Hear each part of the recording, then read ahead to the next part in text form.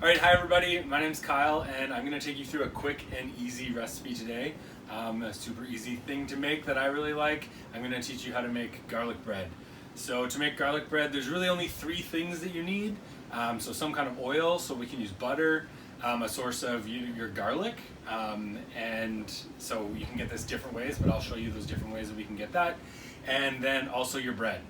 And I'm also going to take you through a few other ways that you can dress it up or kind of make it fancy or tasty in different ways. So I'll give you a couple different options that you can add into that. Okay, so we have our different ingredients here. The first thing we're going to do is mix up the kind of garlic paste that we're going to use.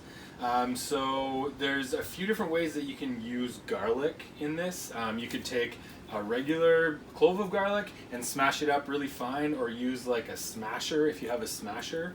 If you don't have that, you could just use garlic powder, or you could use some kind of garlic salt. If you're going to use the garlic salt, just be careful because it could be really salty. So you might want to start with a little bit and then maybe add in, or you could use some garlic salt and then more garlic powder if you like the more garlicky taste but don't want it to be too salty.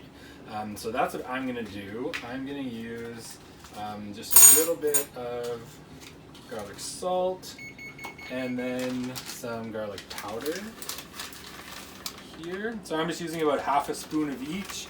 I'm not making too much. If you're going to make more, you can add more. If you're going to do less, you can do less. And this can stay in the fridge. So if you make too much and you don't want to use it all, you can just put it in the fridge and use it within a couple days, and that will be fine.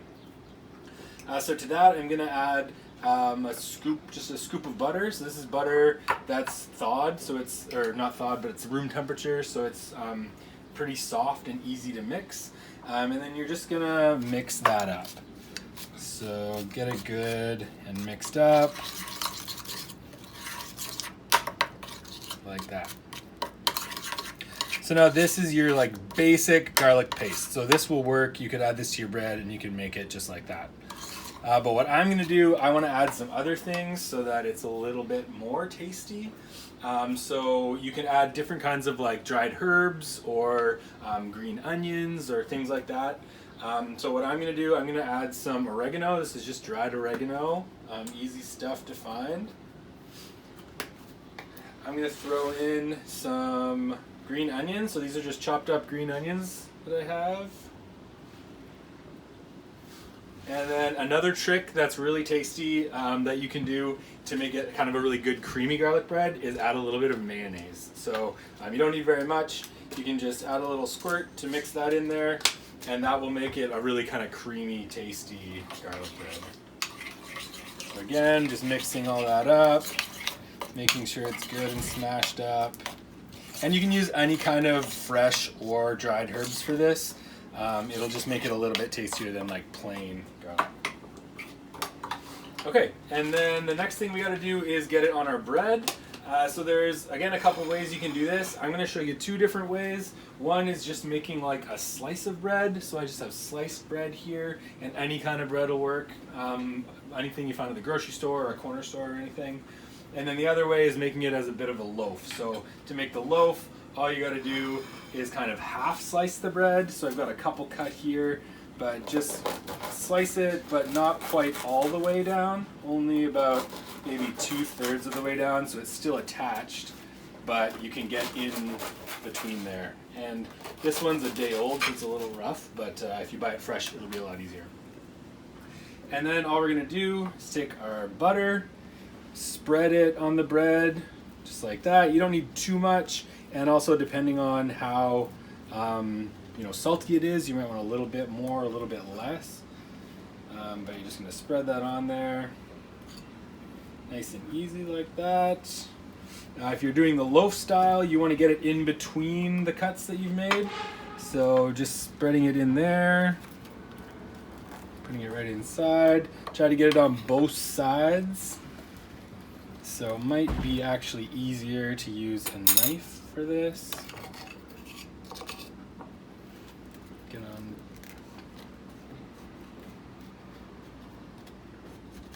So that's like that.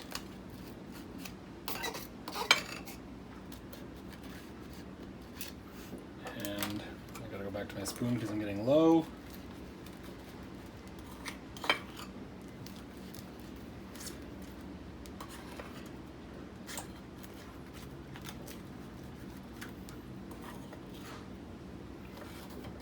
Great. And this might get a little bit messy. That's okay. You can also, for this one, if you want, spread a little bit on top, because that'll just melt and get inside there everywhere else. Cool. The other thing you can add to this if you want is you can put a bit of cheese on it, especially on these ones. It's kind of good. So I've just got some grated cheese here. You're gonna put a bit of cheese on top. You don't need too much, and just be careful because that will melt. So you don't want it to melt all over your oven. Put some in there. And then you can also do that one in here. You could also, if you want to make it a bit easier, you could mix up Parmesan cheese inside of the garlic like that. That's an easy way to get some cheesy in there as well.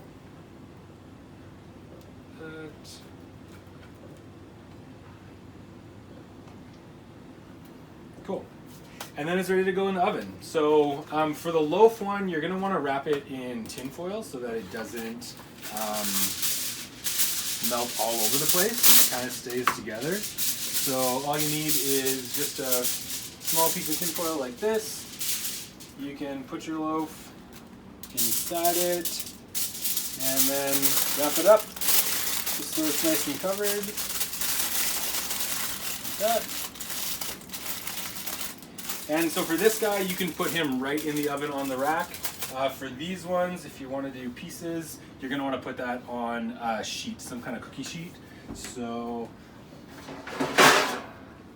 I'm just going to put both mine on the sheet together like this, and I'm going to pop it in the oven at about 350. And you're going to want to keep an eye on it depending on if you put the loaf in or if you put it on the pieces. It could take anywhere from 10 to 25 minutes. So just put it in there at 10 minutes, check it, and make sure. You just want to take it out when it's a little bit crispy, when the cheese is melted and it looks like it's cooked. There's nothing that really needs to be cooked through, so it doesn't need to be in there for super long. But if you like it crispier, you can leave it longer. If you like it a bit softer, you can pull it out. So we'll leave it in there for 10 minutes and then we'll check it out when we get back.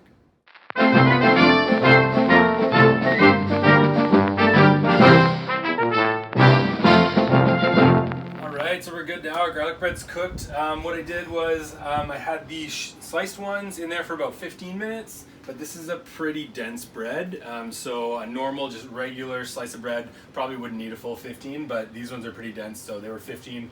As long as you go until you see the cheese is bubbling, that means that it's hot underneath the cheese, and that means that your bread is going to be warm or cooked that way.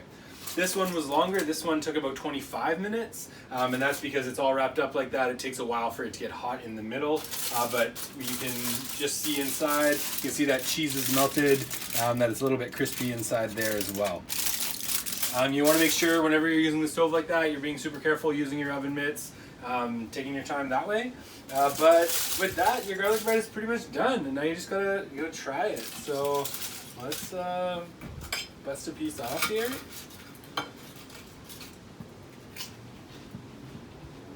It's great. Garlicky, not too salty. I approve. I approve. Do you want to try? Do it.